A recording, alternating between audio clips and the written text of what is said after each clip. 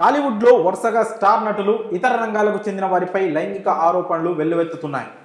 Pan India లెవెల్లో star కొరియోగ్రాఫర్గా పేరు తెచ్చుకున్నారు జానీ మాస్టర్. ఇటీవల ఆయన వద్ద అసిస్టెంట్ కొరియోగ్రాఫర్గా పనిచేసిన యువతి జానీ మాస్టర్పై లైంగిక అత్యాచార ఆరోపణలు చేసింది. పోలీసులు పోక్సో కేసు నమోదు చేసి అతన్ని అరెస్ట్ చేశారు.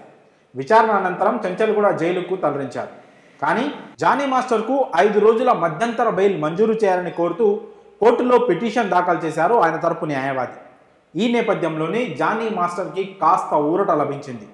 పూర్తి వివరాల్లోకి వెళ్తే, లైంగిక వేధింపుల కేసులో ప్రస్తుతం చెంచల్గూడ జైల్లో ఉన్న జానీ మాస్టర్కి ఊరట లభించింది. ఢిల్లీలో నేషనల్ అవార్డు అందుకోవాల్సిందని, అందుకు 5 రోజులు మధ్యంతర బెయిల్ మంజూరు చేయాల్సిందని కోర్టును కోరారు. ఈ క్రమంలోనే జానీ మాస్టర్ బెయిల్పై విచారణ చేసిన రంగారెడ్డి డిస్ట్రిక్ట్ కోర్టు తాజాగా ఆయనకు బెయిల్ మంజూరు చేసింది. ఈ నెల 6 నుంచి 10వ తేదీ వరకు జానీ మాస్టర్కు బెయిల్ మంజూరు చేసింది రంగారెడ్డి జిల్లా కోర్టు. కాగా తమిళ్లో ధనుష్ హీరోగా తెరకెక్కించిన తిరు చిత్రం బళం మూవీలో మేఘం కరుకథ పాటకు ఉత్తమ కొరియోగ్రఫీ అవార్డు ప్రకటించారు.